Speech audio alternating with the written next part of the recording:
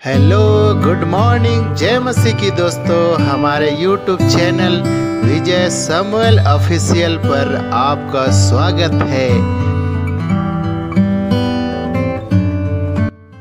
आज हम बात करने वाले हैं कि प्रभु भोज यानी होली कम्युनियन को हम सही तरीके से या सही ढंग से कैसे लें, क्योंकि बहुत बार अक्सर ये ऐसा होता है कि जब हम प्रभु भोज में हिस्सा लेते हैं, शामिल होते हैं, तो हम अक्सर इस बात पर विचार नहीं करते हैं कि प्रभु यीशु ने हमारे लिए क्रूस के ऊपर क्या दर्द सहा है या किस पीड़ा से होकर वो गुजरे हैं।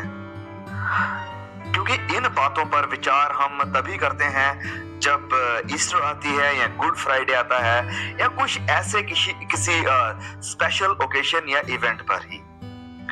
तो मैं यहाँ आज इस वीडियो में आपको चैलेंज करना चाहता हूँ और आपको उत्साहित करना चाहता हूँ कि अगली बार जब आप प्रभु भोज लेते हैं तो ये 3 बातें हमेशा याद रखें। सो क्या है वो बातें, चलिए इस वीडियो में जानते हैं।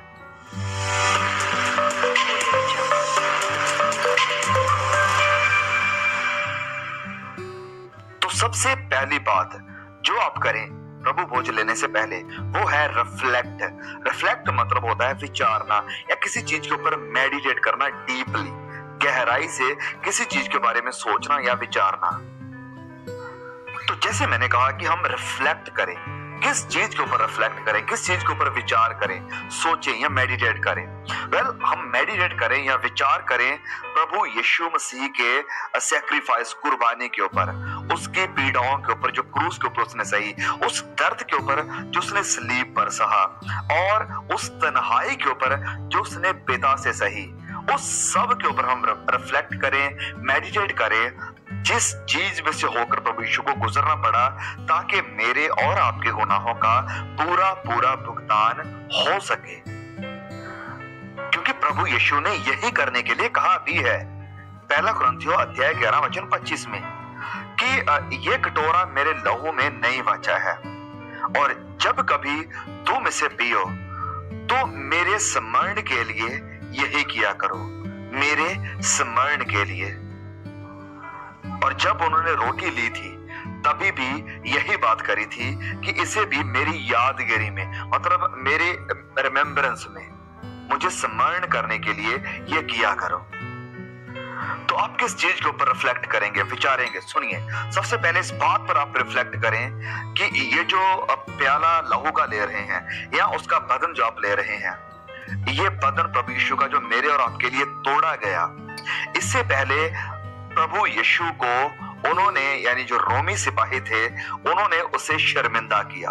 सबसे पहले उसे शर्मिंदा किया, उसके कपड़े फाड़ दिए, उसके मुंह के ऊपर वह थूकने लगे। फिर आप रिफ्लेक्ट करें, मेडिटेट करें कि उसके सर के ऊपर एक कांटों का ताज भी डाला गया। ये भी उसे शर्मिंदा करने के लिए था।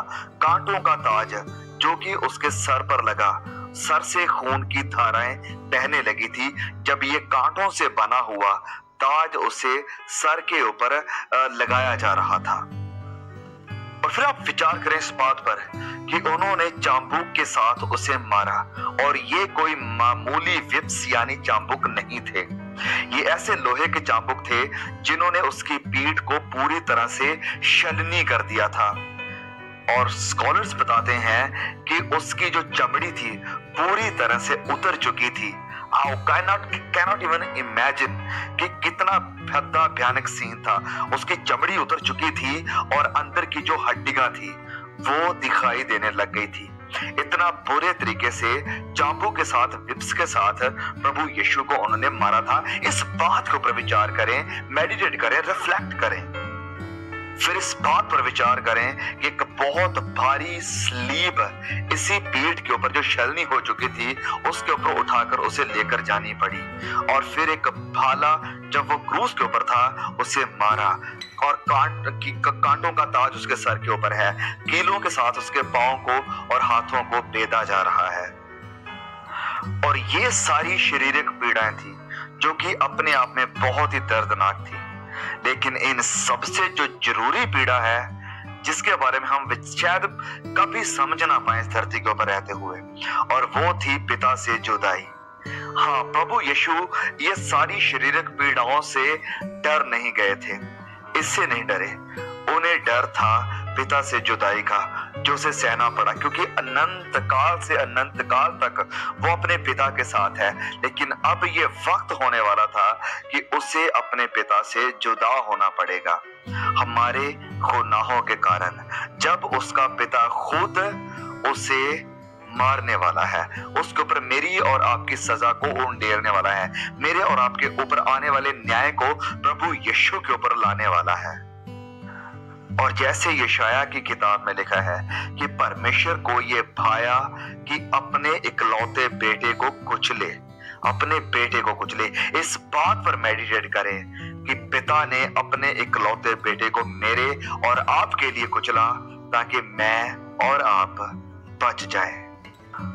तो मेरे प्यारे भाइयों और बहनों, अगली बार जब आप प्रभु भोज में शामिल होते हैं तो रिफ्लेक्ट करें, मेडिटेट करें, विचार करें प्रभु यीशु ने जो पीड़ा आपके लिए सही और जो जुदाई पिता से आपके लिए सही, और पिता के दिल को भी देखिए कि उसके दिल पर क्या बीती होगी जब वह खुद अपने बेटे को कुचल रहा था। तो सबसे पहला स्टेप प्रभु भोज लेने से पहले जो करें वो है मेडिटेट, यानी रिफ्लेक्ट करें प्रभु यीशु की कुर्बानी के ऊपर। और ये जो दूसरा स्टेप आपको करना है वो ऑटोमेटिकली हो जाएगा जब आप ये पहला स्टेप पूरी तरह से सीरियसली कंप्लीट कर देते हैं कि प्रभु यीशु की पीड़ाओं के ऊपर रिफ्लेक्ट करना। और दूसरा स्टेप होगा रिपेंटेंस, यस, रिपेंट करना, पश्चाताप करना।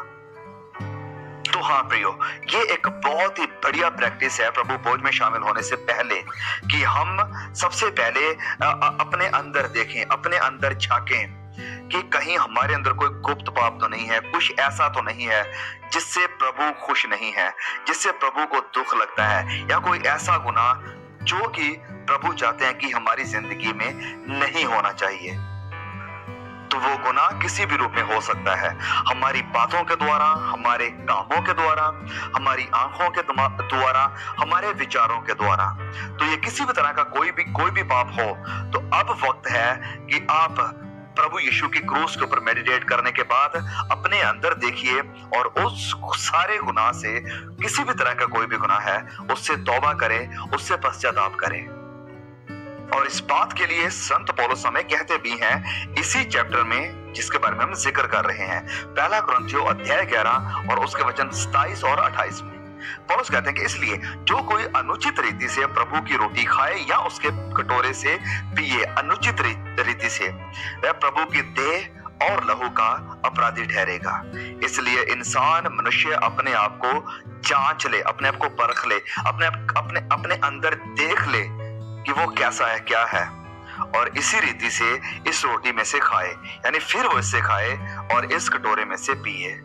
तो अगर आप चाहते हैं कि आप दोष भरी आत्मा के साथ अनुचित रीति से प्रभु भोज में हिस्सा ना लें या प्रभु यीशु के बदन से लहू से ना पिए, तो आप वही करें जो संत पौलुस करने के लिए मुझे और आपको कह रहे हैं कि अपने आप को परख लें, अपने आप को जांच लें और अपने मन को, अपने विचार को, अपने हृदय को परमेश्वर के सामने क्लियर करें, साफ करें और स्पष्ट करें और मान लें कि पिता मैंने गलती की है, मुझे माफ करो।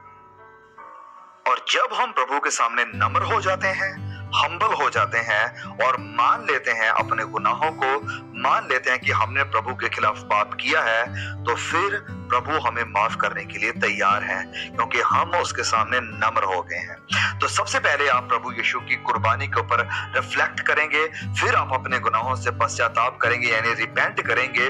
और जब ये आप दोनों काम कर लेते हैं और आपको एश्योरेंस हो जाता है कि प्रभु ने आपको माफ कर दिया है, आपको पूरी तरह से क्लियर कर दिया है, साफ कर दिया है, शुद्ध कर दिया है, तो फिर आप रिजॉइस करेंगे, यानी आनंद करेंगे और आनंद के साथ प्रभु भोज में हिस्सा लेंगे। आनंद क्यों करेंगे? क्योंकि आप और मैं, हम जो गुनाह में थे, गुनाह की गुलामी में थे और गुनाह भरी जिंदगी जी रहे थे, प्रभु हमारे ऊपर अपना न्याय भेजकर, अपनी सजा भेजकर हमें खत्म कर सकता था, हमें वो सजा दे सकता था जो उसने प्रभु यीशु को दी। लेकिन इसकी बजाय उन्होंने हमारे बदन को तोड़ने की बजाय प्रभु यीशु के बदन को तोड़ा ताकि हम माफ किए जाएं। और इस कारण अब हम सेलिब्रेट कर सकते हैं कि प्रभु यीशु हमारे हमारे गुनाहों के लिए मर गया और फिर मुर्दों में से जिंदा हो गया है और आज भी जिंदा है, और मैं अब उसमें हूं और मैं भी एक दिन उसके साथ जिंदा हो जाऊंगा और जिंदा हो जाऊंगी। तो ये मेरे और आपके लिए एक बहुत ही बड़ा रीजन है कि हम रिजॉयस करें, हम खुशी मनाएं, आनंद करें। उर्दू में लिखा है कि हम शादमन हों कि प्रभु ने इतना बड़ा काम हमारे लिए किया है, हमारे उद्धार के लिए, हमारी निजात के लिए, हमारे छुटकारे के लिए, हमें जिंदगी देने के लिए और हमें अपने बेटे और बेटियां बनाने के लिए। और इसीलिए जब अगली बार जब आप प्रभु भोज का हिस्सा बने या प्रभु भोज में शामिल हों तो आनंद के साथ प्रभु के सामने जाएं और ये तीनों बातें जिनका जिक्र किया है प्रभु की कुर्बानी के ऊपर रिफ्लेक्ट करें, गुनाहों से पश्चाताप करें, अपने आप को परखें अच्छी तरह से और प्रभु से माफी मांगे। और तीसरी बात, आनंद के साथ प्रभु भोज को रिसीव करें, क्योंकि ये एक बहुत ही बड़ी कीमत चुकाकर मुझे और आपको प्रिविलेज मिला है। सो प्लीज इस वीडियो में से अगर आपने कुछ सीखा है, मुझे उम्मीद है कि और भी भाई बहनों को ब्लेस करेगा। प्लीज उन सभी तक शेयर करें ताकि अगली बार जब भी कोई प्रभु भोज का हिस्सा ले, प्रभु भोज में शामिल होए, तो वो इन सारी बातों को याद रखें और आनंद के साथ और सीरियसली इस एक बहुत ही पवित्र सैक्रामेंट का हिस्सा बन सके। So see you again, may God bless you. Please share the message. दोस्तों, अंत में यह वीडियो अच्छी लगी तो लाइक, सब्सक्राइब, शेयर और बेल आइकन को जरूर हिट करें ताकि वीडियो की नोटिफिकेशन आपको